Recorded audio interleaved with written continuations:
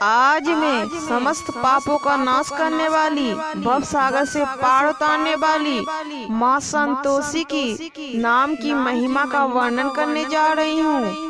आज की यह कहानी एक ऐसे भक्त की है जिसने अपना जीवन का एक एक पल माँ संतोषी की सेवा तथा उनकी आराधना में व्यतीत कर दिया, जिसने हर समय अपना प्रत्येक कर्म माँ संतोषी की प्रसन्नता हेतु समर्पित कर दिया। नमस्कार भक्तों, आप सभी का हमारे चैनल अनोखे भक्त की कहानी में स्वागत है। शहर से दूर जंगल के नजदीक एक बहुत ही छोटा सा गांव था। चारों ओर हरियाली ही हरियाली थी। झील, झरना और पहाड़ जैसे प्राकृतिक सुंदरता से संपन्न इस गांव में एक बूढ़ी महिला रहती थी। उसकी झोपड़ी जंगल और गांव की सीमा पर था। इस संसार में इस बूढ़ी महिला का अपना कहने वाला कोई नहीं था। बस एकमात्र वो माँ संतोषी के भरोसे ही अपना जीवन व्यतीत कर रही थी। उसने अपना सारा जीवन माँ संतोषी की सेवा में व्यतीत कर दिया। माँ संतोषी के प्रति उसकी भक्ति इतनी शुद्ध और निर्मल थी कि कभी कभी गांव का प्रत्येक व्यक्ति उसकी भक्ति को देखकर आश्चर्य में पड़ जाता। उसकी भक्ति के प्रभाव से प्रभावित होकर गांव के कुछ लोग माँ संतोषी की भक्ति में डूब गए। इस बूढ़ी महिला के झोपड़ी के पास एक अमरूद का पेड़ और कई तरह के फूल पेड़ पौधे लगे हुए थे, जिसे बेचकर वह महिला अपने लिए कुछ भोजन का व्यवस्था किया करती थी। माँ संतोषी की कृपा से हर दिन उस महिला को इतना धन अवश्य प्राप्त हो जाता कि वह अपने लिए आसानी से भोजन की व्यवस्था कर सके। संसार की मोह माया से दूर वह महिला प्रतिदिन ब्रह्म मुहूर्त में उठकर झील में स्नान कर माँ संतोषी के मंदिर में जाती। वहाँ उनकी सेवा किया करती। कभी मंदिर साफ करती तो कभी मंदिर की सीढ़ियों को धो देती। जब भी माँ संतोषी का कोई जगराता होता तो सबसे पहले वह बूढ़ी महिला वहाँ पहुंचकर माता की सेवा में लग जाती और सबसे अंत में जाती। उसे माता संतोषी की सेवा करने में अत्यंत ही सुख मिलता था। वह पूरी श्रद्धा और भाव से माँ संतोषी का पवित्र नाम जपते हुए माता की सेवा में जुट जाती। उस बूढ़ी महिला ने माँ संतोषी से कभी भी अपने लिए कुछ नहीं मांगा। सिर्फ माँ संतोषी की सेवा करना ही अपने जीवन का उद्देश्य बना लिया।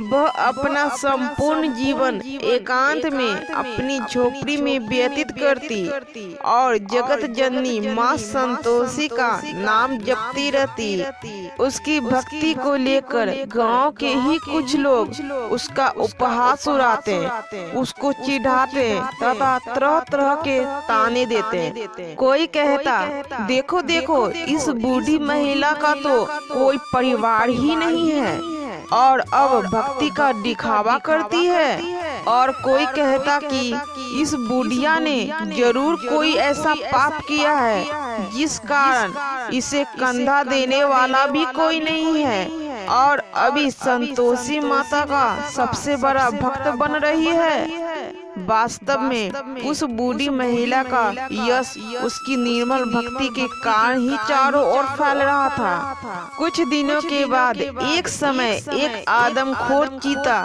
जंगल से गांव में प्रवेश कर गया। वह चीता गांव के लोगों का ही शिकार कर उन्हें घायल करने लगा। लोग जैसे तैसे अपनी जान बचाकर इधर उधर भागने लगे। गांव के कई लोग अपने अपने घरों में ही छिप गए। पूरे गांव में भय का आतंक फैल गया। गांव के मुखिया ने कुछ लोगों का एक दल बनाकर उस खूंखार चीता को पकड़ने की कोशिश में लग गया, लेकिन वह चीता बहुत बड़ा और काफी खूंखार था। उस दल के कई लोग बुरी तरह से घायल हो गए, लेकिन वह चीता पकड़ में नहीं आया। अंततः पूरा का पूरा गांव माँ संतोषी से रक्षा के लिए प्रार्थना करने लगा। भक्तों, माता संतोषी तो अत्यंत ही भक्त वत्सल हैं। अतः वह चीता गांव के उत्तरी सीमा की ओर से जंगल की तरफ जाने लगा। पूरे गांव में खुशी की लहर उठ पड़ी। पूरा का पूरा गांव माँ संतोषी को बार बार धन्यवाद करने लगा। तभी अचानक गांव की ही एक व्यक्ति ने बोला कि गांव के उत्तरी सीमा पर तो उस बूढ़ी महिला की झोपड़ी है, वो भी टूटी फूटी। पूरे गांव के लोगों में यह बात फैल गई कि अवश्य ही वह बूढ़ी महिला उस खूंखार चीते का भोजन बन गई होगी। फिर गांव के कई लोग एक गुट बनाकर दबे पांव उस बूढ़ी महिला की झोपड़ी के निकट पहुंचे और वहां उन्होंने जो देखा उसे देखकर वे सब आश्चर्यचकित हो गए। ऐसा दिव्य चमत्कार गांव के लोगों ने देखा कि जिसकी उसने कभी कल्पना भी नहीं की होगी। गांव के लोगों ने देखा कि वह बूढ़ी महिला अपनी झोपड़ी के बाहर बैठकर आंखें बंद करके जय माँ संतोषी, जय माँ संतोषी का जाप कर रही है। वह भक्ति भाव से माँ संतोषी का नाम जाप कर रही है और वह आदमखोर खूंखार चीता चुपचाप शांत होकर उस बूढ़ी महिला के पैर के पास बैठा है। ऐसा लग रहा था कि वह माँ संतोषी के पवित्र नाम को सुन रहा है। वह बूढ़ी महिला भी माँ संतोषी के नामों के जप में मग्न थी। ऐसा दृश्य देखकर वहाँ गए सभी लोग धीमे स्वर में यह कहने लगे कि अरे अरे देखो, माँ संतोषी के नाम का ऐसा चमत्कार मैंने पहले कभी नहीं देखा।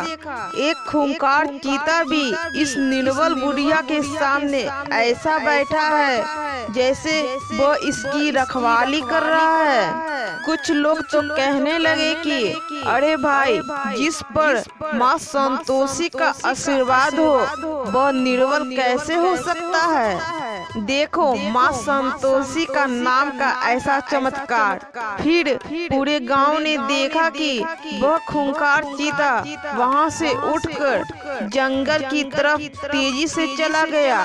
अब यह बात पूरे गांव में तेजी से फैल गई। हम सब जिस बूढ़ी महिला को पापी और ना जाने क्या क्या कहकर उसका तिरस्कार करते थे, देखो आज स्वयं माँ संतोषी ने उस बूढ़ी महिला भक्त की उस आदमखोर चीता से न केवल रक्षा की बल्कि उसकी निर्मल भक्ति की महिमा को भी आज हम सबके समक्ष ला दिया। उस गांव के मुखिया ने पूरे गांव के समक्ष इस बात को माना कि उससे बहुत बड़ी गलती हुई है। मुखिया ने कहा कि मैंने ना जाने धन के घमंड में आकर उस बूढ़ी महिला का कितना अपमान किया है, उसे तरह तरह से परेशान भी किया, लेकिन पल भर में उसका बेटा उस खूंखार चीते का भोजन बन गया। उसकी इतनी अथाह संपत्ति भी उसके बेटे को बचा ना पाई। गांव के अन्य व्यक्ति ने भी अपने किए अपराधों को माना तथा सभी ने मन ही मन उस बूढ़ी महिला से क्षमा मांगने का निश्चय किया। अब पूरा का पूरा गांव उस बूढ़ी महिला के समक्ष क्षमा मांगने लगा तथा भविष्य में कभी भी अपमान न करने तथा किसी भी प्रकार से उसे परेशान न करने का प्रण लिया। इस तरह गांव के सभी लोगों ने उस भक्त बूढ़ी महिला को काफी आदर सम्मान किया।